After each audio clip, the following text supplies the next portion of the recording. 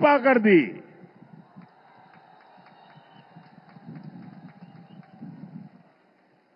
इतने कम घंटों में इतनी बड़ी रैली की योजना बनाना, मैं आप सबको हृदय से धन्यवाद देता हूं।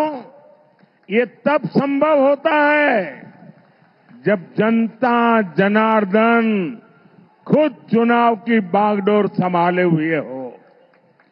जनता जनार्दन खुद चुनाव का नेतृत्व करती हो, तब ऐसा दृश्य बनता है।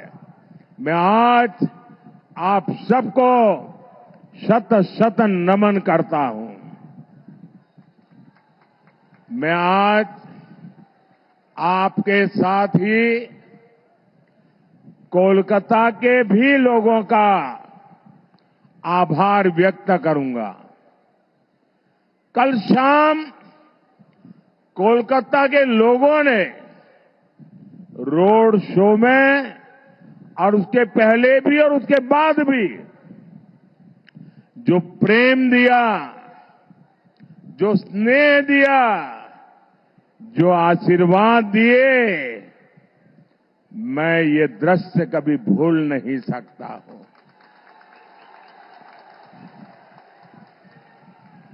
मैं कोलकाता वासियों का भी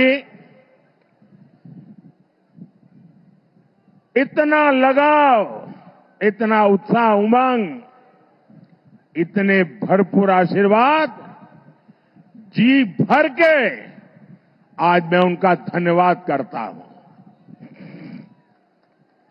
साथियों, आपका ये स्नेह, ये साफ साफ संदेश दे रहा है। फिर एक बार फिर एक बार फिर एक बार फिर एक बार आभार, एक बार आभार, एक बार आभार, एक बार। साथियों, 24 के इस चुनाव में बंगाल में ये मेरी आखिरी सभा है। इसके बाद मैं उड़ीसा चला जाऊंगा। कल आखिरी दिन मैं पंजाब में बिताऊंगा। एक प्रकार से कल शाम को प्रचार पूरा हो जाएगा और उस अर्थ में बंगाल की ये मेरी 2024 के चुनाव की आखिरी सभा में इस पवित्र मिट्टी के दर्शन करने का मौका मिला है। आपके उत्साह और उमंग को अनुभव करने का मौका मिला है। 2024 का ये लोकसभा चुनाव कई मायनों में अलग है, अद्भुत है। ये चुनाव आगे बढ़कर के देश के राजनीतिक दल नहीं, देश के राजनेता नहीं, ये चुनाव कश्मीर से कन्याकुमारी, अटक से कटक, देश की जनता ने उसकी बागडोर संभाली हुई है। इस चुनाव का नेतृत्व देश की जनता कर रही है, क्योंकि उसी जनता ने 10 साल की विकास यात्रा भी देखी है और 60 वर्षों की दुर्गति भी देखी है। आप याद करिए, देश के करोड़ों गरीब जीवन की मूलभूत सुविधाओं से वंचित थे। भारत जैसे देश में भुखमरी की खबरें आम होती थी। करोड़ों लोगों के सर पर छत नहीं थी। महिलाएं खुले में शौच जाने के लिए मजबूर थी। पीने के लिए पानी नहीं। 18,000 से ज्यादा गांवों में बिजली नहीं। उद्योगों के लिए संभावनाएं नहीं। ये तो एक दृश्य। सबसे बड़ा दुर्भाग्य ये भी था कि सुधार के लिए चर्चा भी नहीं होती थी। परिवारवाद की राजनीति ने करोड़ों करोड़ युवाओं के सपने मार दिए थे। 5-5 पीढ़ी को आजाद हिंदुस्तान में तबाह कर दिया गया, उनके सपनों को रौंद दिया गया, उनकी आशा आकांक्षाओं को मिट्टी में मिला दिया गया। जो देश हमारे साथ आजाद हुए थे, हमसे छोटे थे, सामान्य थे, वो आज कहां से कहां पहुंच गए। हमारे पास इतना टैलेंट, इतना स्किल का सामर्थ्य, युवा आबादी की बढ़त, लेकिन हम पीछे छूटते चले गए। वही भारत आज जब नई रफ्तार से आगे बढ़ रहा है तो पूरी दुनिया देख रही है। आज पूरी दुनिया में भारत का डंका बज रहा है। बज रहा है कि नहीं बज रहा है? आज दुनिया में भारत का डंका बज रहा है कि नहीं बज रहा है? अमेरिका में भारत का डंका बज रहा है, यूरोप में भारत का डंका बज रहा है, ऑस्ट्रेलिया में भारत का डंका बज रहा है, जापान में भारत का डंका बज रहा है। ये किसने किया? ये किसने किया? ये किसने किया? ये किसने किया? ये किसने किया? जी नहीं, आपका जवाब गलत है। ये सब हुआ है आपके एक वोट की ताकत से। ये आपका वोट जिसने मोदी को मजबूत बनाया, और मोदी की मजबूत सरकार ने दुनिया में भारत का झंडा फहरा दिया। ये ताकत मोदी की नहीं, ये ताकत आपके एक वोट की है। हमने 10 साल में 4 करोड़ गरीबों को पक्के घर बना करके दिए हैं। 12 करोड़ से ज्यादा घरों तक पानी पहुंचाया, हर गांव तक बिजली पहुंचाई। आज हम विश्व की 5वीं बड़ी अर्थव्यवस्था है। हम तीसरी बड़ी अर्थव्यवस्था बनने की दिशा में तेज गति से आगे बढ़ रहे हैं। अब भारत विकसित भारत बनने की राह पर चल पड़ा है। अब आने वाले 5 साल स्वर्णिम भारत के निर्माण में निर्णायक भूमिका निभाएंगे। एक बहुत बड़ा टर्निंग पॉइंट है और इसकी शुरुआत 4 जून को होने जा रही है।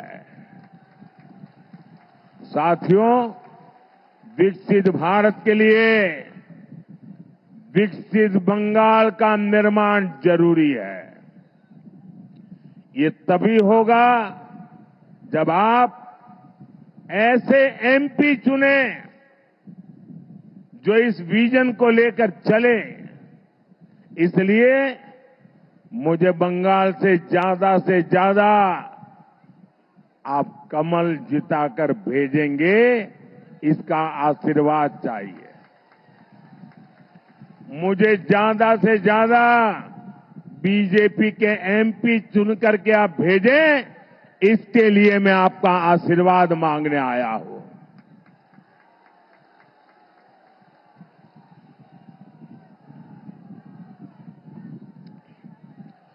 मैं आपको भरोसा देता हूं, मैं आपको गारंटी देता हूं, मैं विकसित बंगाल बनाने के लिए पूरी ताकत लगा दूंगा।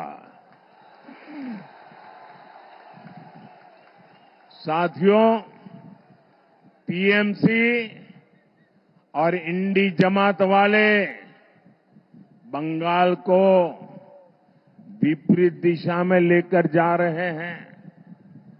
बीजेपी पर बंगाल के लोगों का प्यार टीएमसी को बर्दाश्त नहीं हो रहा है। इसलिए टीएमसी बुरी तरह बौखलाई हुई है।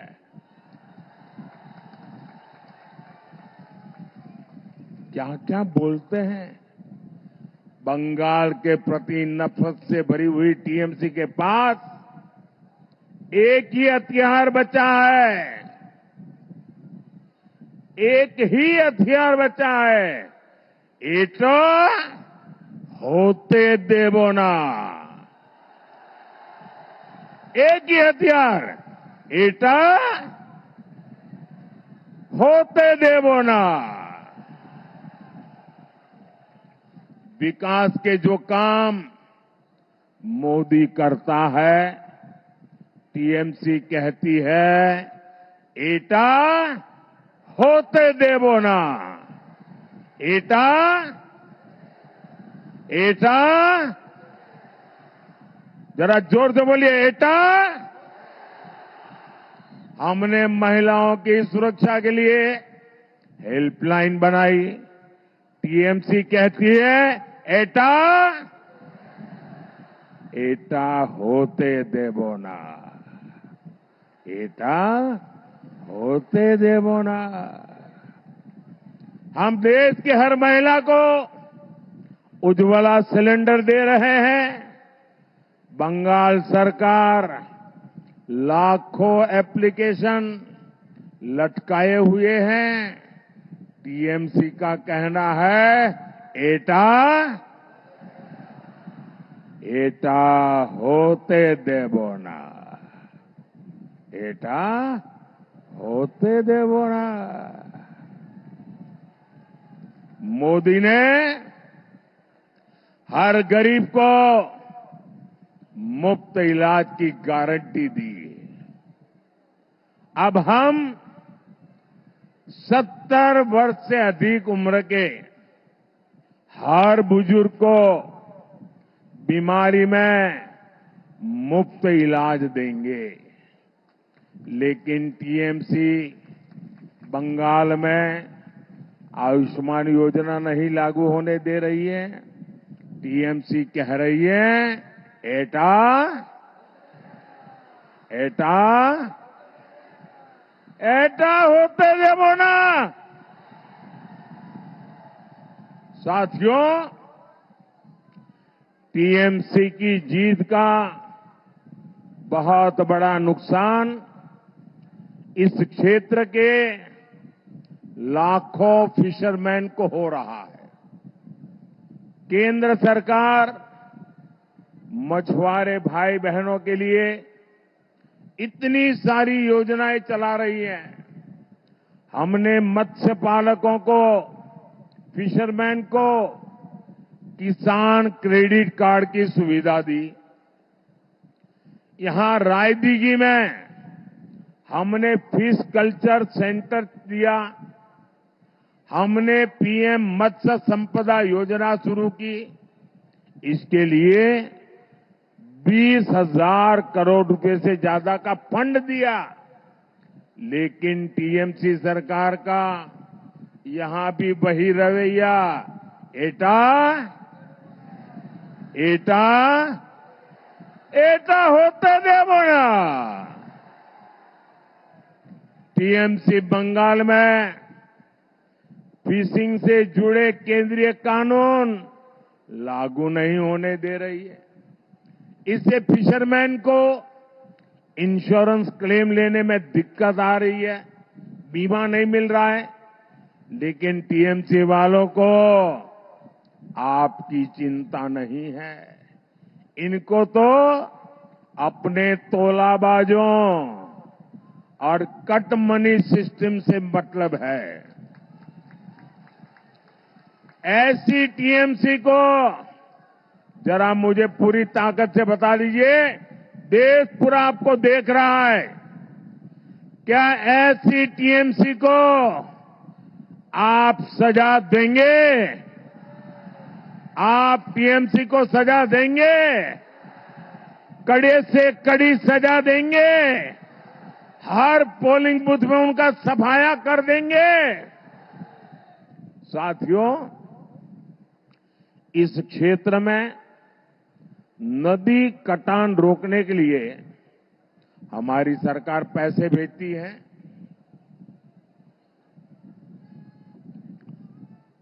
वो पैसा टीएमसी खा गई। इनका एक ही एजेंडा है, इनको हर चीज में काटमानी चाहिए। इनको तो काटमानी चाहिए। गरीबों के राशन में, पीएम आवास में, यहां तक कि बच्चों के मिड डे मील तक में काटमानी चाहिए, काटमानी चाहिए। साथियों, टीएमसी बंगाल के लोगों से इतनी चिढ़ी हुई है, टीएमसी बंगाल की पहचान को खत्म करने में लगी है। ये बंगाल के मठों को, साधु संतों तक को नहीं छोड़ रही। टीएमसी, इस्कॉन, रामकृष्ण मठ और भारत सेवाश्रम संघ जैसी संस्थाओं को गाली दे रही है। इसके गुंडे मठ पर हमला कर रहे हैं। राम मंदिर 500 साल बाद अयोध्या में प्रभु राम का मंदिर बना।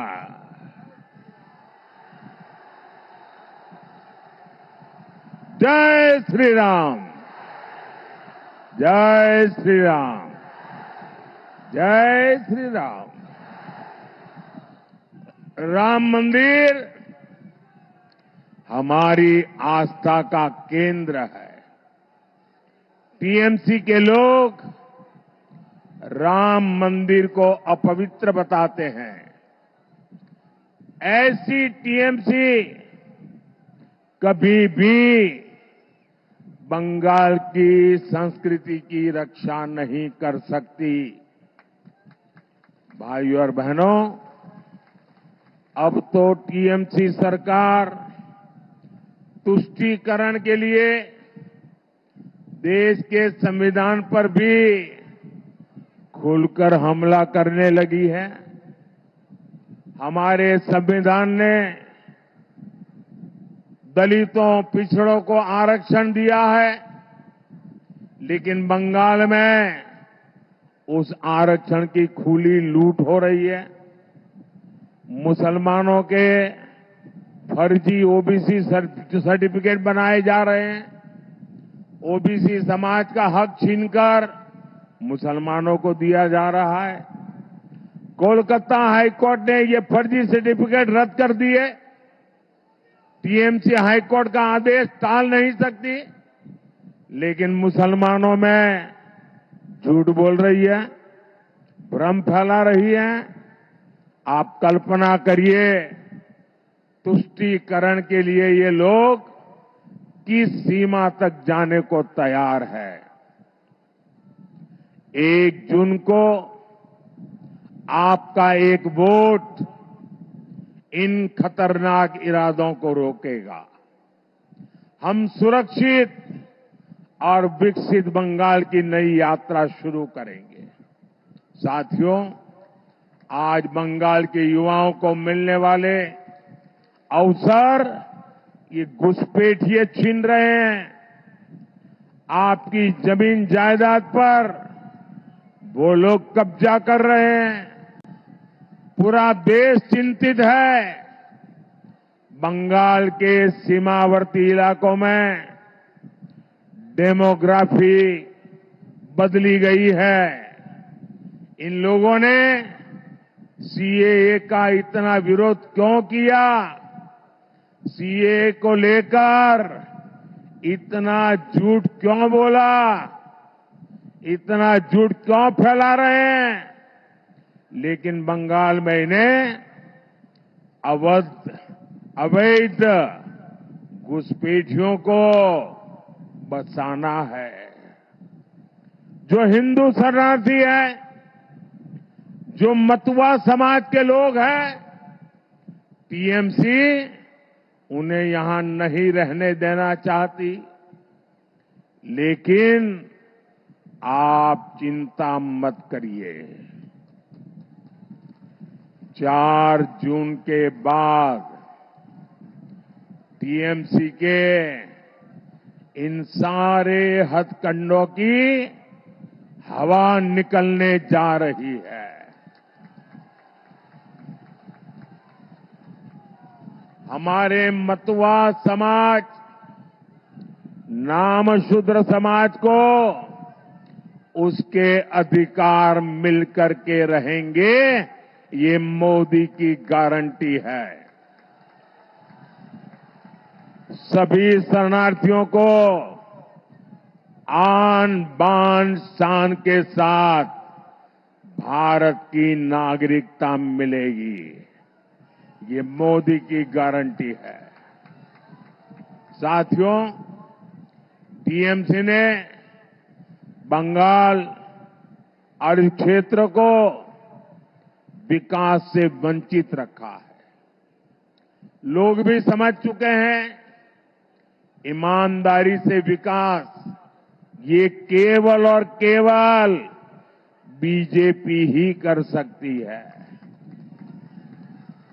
हमने यहां 2 फूड प्रोसेसिंग यूनिट्स लगवाई है। हम कोलकाता पोर्ट के कंजेशन को भी कम करने के लिए काम कर रहे हैं। आप बीजेपी को बंगाल में मजबूत करिए, आपकी हर अपेक्षा बीजेपी ही पूरा करेगी। साथियों, इस बार आपका एक वोट देश की राजनीतिक दिशा भी बदलने का काम करेगा। 4 जून के बाद अगले 6 महीने में देश में बहुत बड़ा राजनीतिक भूचाल आने वाला है। ये परिवारवादी पार्टियां अपने आप बिखर जाएगी। इनके कार्यकर्ता भी अब थक चुके हैं। वो भी देख रहे हैं कि देश किधर जा रहा है और ये पार्टियां किधर जा रही है। साथियों, हमारे साथ यहां मंच पर बीजेपी के 3 प्रत्याशी उपस्थित हैं। मथुरापुर से श्री अशोक पुरकायत जी, जयनगर से डॉक्टर अशोक कंडारी जी और डायमंड हार्बर से अभिजीत दास बॉबी जी। मेरा आग्रह है, इन्हें भारी बहुमत से विजयी बनाएं। इन्हें दिया हुआ आपका वोट मेरी शक्ति बढ़ाएगा। मैं रविंद्रनाथ टैगोर को याद करते हुए अपनी बात समाप्त कर रहा हूं और मैं बंगाल के लोगों का भी जो उत्साह, उमंग और समर्थन दिया है, इसके लिए आभार व्यक्त करते हुए आज की मेरी अंतिम सभा, इस चुनाव की अंतिम सभा का आखिरी दौर है। गुरुदेव रविंद्रनाथ ने कहा था, ओ आमार देशेर माटी, ओ आमार देशेर माटी, तोमार पोरे थेके, माथा तो माते विश्व मोइर, माथा तो माते विश्व मोइर, तोमाते विश्व मोइर, तोमाते विश्व मोइर, आंचल पाता ओगो मा। তোমার কোলে জনম আমার, তোমার কোলে জনম আমার, মরণ তোমার বুকে, তোমার পরে খেলা, আমার দুঃখে সুখে, আমার दुखे सुखे। बोलिए भारत माता की, भारत माता की, भारत माता की। वंदे वंदे वंदे वंदे वंदे वंदे वंदे वंदे वंदे वंदे वंदे। बहुत बहुत धन्यवाद।